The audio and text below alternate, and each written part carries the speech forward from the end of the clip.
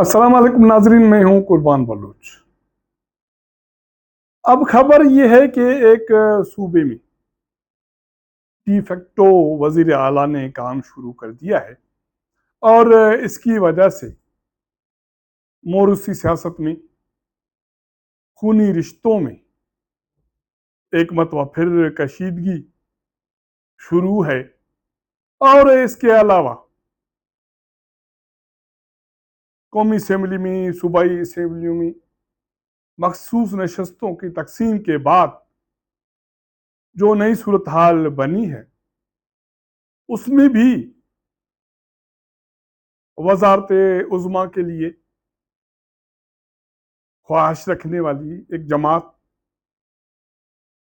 को इतना बड़ा फायदा नहीं हुआ। हालांकि उसकी इत्तेहादी जमात की नशिस्तें बढ़ गई, वो मजीद आने वाले दिनों में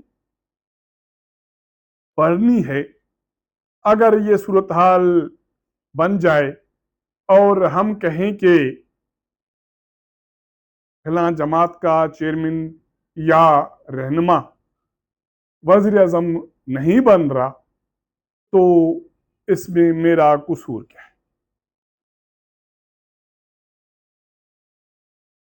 सहावत का शोभा भी इतना आसान नहीं है जितना लोग समझते हैं।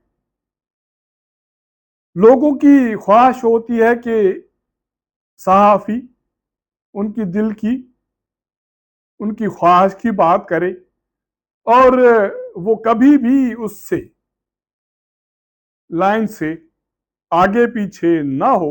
अगर आगे पीछे हो जाए तो आप इल्ज़ाम लगा दें कि बायस्ड हो गया, तनख्वाहदार हो गया, लिफाफा सहाफ़ी हो गया और जानदार हो गया।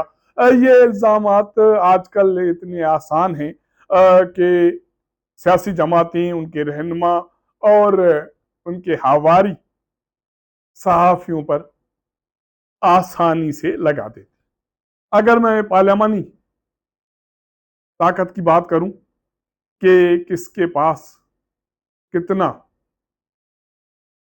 दमखम है, वोट बैंक है, तो उसके बुनियाद पे भी बिलावल भुट्टो जरदारी मौजूदा हालात में वजीर अजम नहीं बन सकते। अभी की तो बात छोड़ें, आने वाले दिनों में भी मुझे ये मुमकिन नहीं लगता। इसके वजूहात मेरे पास एदाद शुमार के बुनियाद पे हैं कि कौमी असम्बली में किस जमात के पास क्या सूरत हाल है और इसके अलावा उस जमातों के अंदर जो अंदरूनी सियासत की सूरत हाल है वो क्या है। पहले मैं बात कर रहा हूं कि पाकिस्तान पीपल्स पार्टी की अंदरूनी सियासत। अब इस वक्त पाकिस्तान पीपल्स पार्टी की अंदरूनी सियासत ये है कि अक्सरत जो एमएनएज हैं, जिनके साथ जहां सलाम दुआ होती रहती है, ऑफ दी रिकॉर्ड गपशप होती रहती है, वो परेशान हैं। और उनका समप ये है कि वो कहते हैं कि जिस तरह अब फंसे हैं, माजी में, तारीख में कभी भी जम पाकिस्तान पीपल्स पार्टी इस तरह नहीं फंसी। अब इस वक्त पार्टी की सूरत हाल ये है कि वो जो कहते हैं ना, एक मुहावरा है कि कुत्ता भी खाए पेट भी न भरे, तो पाकिस्तान पीपल्स पार्टी इस वक्त इस नहज पर। सिंध में हुक्मरानी और वहाँ इंतजामी उमूर, वहाँ जो कुछ चल रहा है, उसके साथ साथ जुनूबी पंजाब में पार्टी की सूरत हाल अच्छी नहीं है।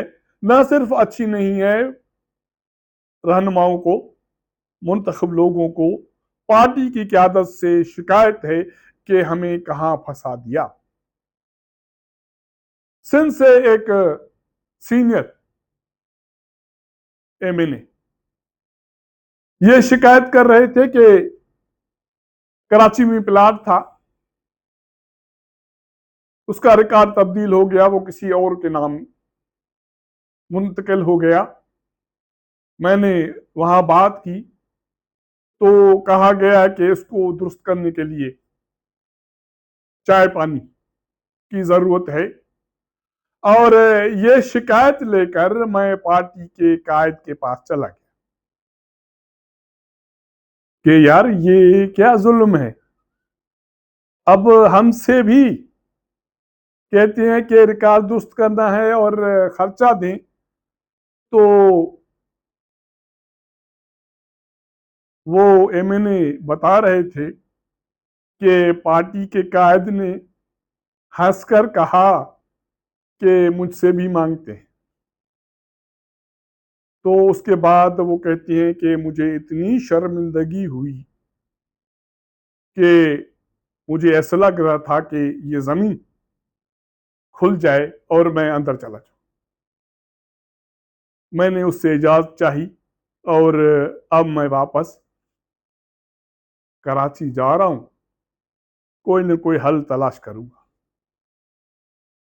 और इसके अलावा बहुत सारी मिसालें हैं कि जमात के बहुत सारे लोग बहुत सारे कामों में मुलविस हैं, उनके गवाह उनके जमात के उनके कलीग्स हैं, दोस्त हैं, साथी हैं।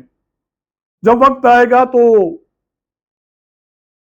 ये भी तफसीलात आपके सामने आएंगे। मैं अभी फिलहाल सिर्फ इशारे दे सकता हूँ, क्योंकि बहुत सारे ऐसी चीज़ें हैं जिनको फेस करना मेरे जैसे एक नॉर्मल सहाफ़ी के लिए बहुत मुश्किल है। इस वक्त सूरत हाल ये है कि पाकिस्तान पीपल्स पार्टी के एक सूबे में, हुक्मरानी वाले सूबे में डेफेक्टो वजीर आला काम कर रहा है। जो असल वजीर आला है उसको और तो और पार्टी के बहुत सारे लोग घास नहीं डालते, वफाक के नुमाइंदे भी घास नहीं डालते। इसके हवाले से मैं आपको एक दो मिसालें दे देता हूँ। 6-8 माह पहले वजीर अजम उस सूबे के दारुल हुकूमत में गए, कोई तकरीब थी, कुछ वफाकी काबीना के अरकान भी उसके साथ थे। उसने तकरीब में शिरकत की। उसके बाद वो सूबाई दारुल हुकूमत में डिफेक्टो वजीर आला के घर चले गए, और वो इसलिए चले गए कि उसको उसके पोते की मुबारकबाद देनी थी। उसके बाद कोई ढकी छुपी बात नहीं है कि उस सूबे का डिफेक्टो वजीर आला ऑलमोस्ट अख्तियारात इस्तेमाल करता है, और उसके साथ बाकी भी इत्तेहादी हैं। इसके अलावा पिछले दिनों आशूरे के दौरान एक वफाकी ताकतवर वजीर उसी सूबे के दारुल हुकूमत गया था। उसने भी वजीर आला के बजाय डिफेक्टो वजीर आला से मुलाकात की थी और सूबे की सियासत, सिक्योरिटी और आने वाले दिनों में नई सूरत हाल पे मुशावरत की। जराए बताते हैं कि इस सूरत हाल की वजह से मोरूसी सियासत और पार्टी की आदत रखने जो खून के रिश्ते हैं उनमें कशीदगी की सूरत हाल है। और वो इस वजह से है कि एक रहनुमा, वो जो रियल वजीर आला है उसका हिमायती है, और बिग बॉस डिफेक्टो वजीर आला या उनके जो दायरे में बाकी लोग हैं, ग्रुप हैं, उनका हिमायती है, जिसकी वजह से दोनों रिश्तेदारों में शदीद किस्म की कशमकश चल रही है। तो ये तो हुई उस पार्टी की सूरत। अब अगर हम कौमी असेंबली में नशस्तों की बुनियाद पर, अक्सरियत की बुनियाद पर बात करें, तो सुप्रीम कोर्ट के फैसले के बाद जो मखसूस नशस्तें तकसीम हुई हैं उसके बाद 336 मेंबर्स की कौमी असेंबली के ऐवान में मुस्लिम लीग हुक्मरान जमात के पास 125 नशिस्तें आई हैं और पाकिस्तान पीस पार्टी के पास 75 नशिस्तें हैं। अगर फर्ज करें कि एक तरफ मुस्लिम लीग नून हो, उसके साथ बाकी सियासी इत्तेहादी जमातें MQM, बाप, काफ लीग, आज़ाद, मुस्लिम लीग जिया और बाकी MNA खड़े हो जाएं तो 336 के ऐवान में मुस्लिम लीग नून और इत्तेहादी जमातों के पास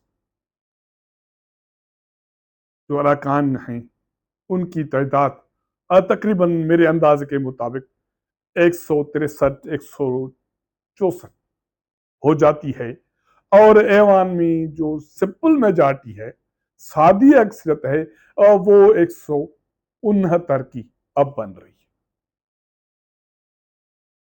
अगर इसके उलट हो जाए कि वो इत्तेहादी जमातें जो नून लीग के साथ खड़ी हैं या हम उनको गिन रहे हैं वो पाकिस्तान पीपल्स पार्टी के साथ खड़ी हो जाएं तो 75 नशस्तें पाकिस्तान पीपल्स पार्टी की और बाकी इत्तेहादी ये मिल जाएं तो ये कोई 120 125 से ज्यादा नहीं हो रही। तो इस सूरत हाल में बिलावल भुट्टो जरदारी किस तरह वजीर आजम बन सकते हैं। दूसरी बात यह है कि अगर वो बन भी जाए तो क्या वो शहबाज शरीफ से ज्यादा ताकतवर वजीर आजम होंगे? तो जवाब है कि नहीं, वो टूथलेस वजीर आजम होंगे, वो कमजोर तरीन वजीर आजम होंगे। आप ये कह सकते हैं कि अगर सियासी तौर पर बिलावल भुट्टो के साथ दुश्मनी करनी है तो उसको इस मर्तबा जमात मजीद कंप्रोमाइज करके उसको टूथलेस वजीर अजम बना दे। उसके बाद आने वाले दिनों में मुस्तकबिल में उसके दोबारा वजीर अजम बनने के चांस न होने के बराबर रह जाए। इस हवाले से तीसरा नुकता यह है कि ये कैसे मुमकिन है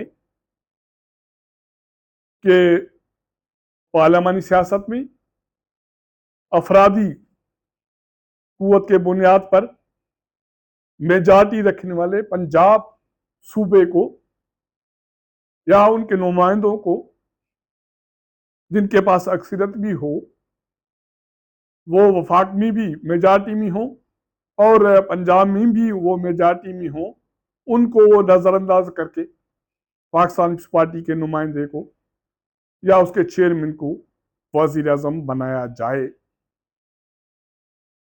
और इसके अलावा ये है तो खबर मैं आपको बता देता हूं, वो ये है कि आने वाले दिनों में 9 मई के हवाले से जो PTI के मुंतखब नुमाइंदों के हवाले से मुतवक्का फैसला है उसमें PTI के कहा यह जाता है कि 25 से 30 MNAs नाहल हो जाएंगे या वो नाहल होने से बचने के लिए कंप्रोमाइज करें और हुकूमत का साथ दें। दोनों सूरत में वो वोट नून लीग को जाएंगी, पाकिस्तान पीपल्स पार्टी को नहीं जाएंगे, क्योंकि फिलहाल जो सीनियर समझ में आ रहा है उसके बुनियाद पर पाकिस्तान पीपल्स पार्टी को पंजाब में नशिस्तें नहीं मिलेंगी। जो नशिस्तें वो वफादारी तब्दील करें या ज़िमनी इंतखाबात, दोनों सूरतों में PTI से नून लीग को तो मुंतकिल हो जाएंगी वो पाकिस्तान पीपल्स पार्टी को मुंतकिल नहीं होगी। पाकिस्तान पीपल्स पार्टी चाहे तो इस हवाले से सर धड़ की बाजी लगा। साउथ पंजाब के हवाले से पाकिस्तान पीपल्स पार्टी मजीद मुश्किलात का शिकार है और ये कहा जा रहा है कि पाकिस्तान पीपल्स पार्टी ने नून लीग के साथ इत्तेहाद करके पार्टी को, उनके रहनुमाओं को, खास करके पंजाब की क़यादत को मजीद मुश्किलात का शिकार बना दिया और इस हवाले से भी पार्टी में अपर लेवल पर बास और चेयरमैन के दरमियान कोई मामलात खुशगवार नहीं है। तो मैंने सोचा कि दोस्त और जो लोग कह रहे हैं कि सहाफ़ी बायस्ड होते हैं, मैं समझता हूं कि ऐसा नहीं है। वो इंफॉर्मेशन के बुनियाद पर, मौजूद मालूमात के बुनियाद पर, अपनी सोच के बुनियाद पर आपके साथ इंफॉर्मेशन शेयर करते हैं। वो आपको अच्छा लगे बुरा लगे, ये आपकी सोच पर मबनी है। इसमें किसी मुझ जैसे गरीब सहाफ़ी का कोई लेना देना नहीं। अगर मेरा ये व्लॉग आपको पसंद आए तो अपने दोस्तों के साथ ज़रूर शेयर कीजिएगा, अपना फीडबैक दीजिएगा। आपके साथ मुलाकात करेंगे अगले प्रोग्राम में।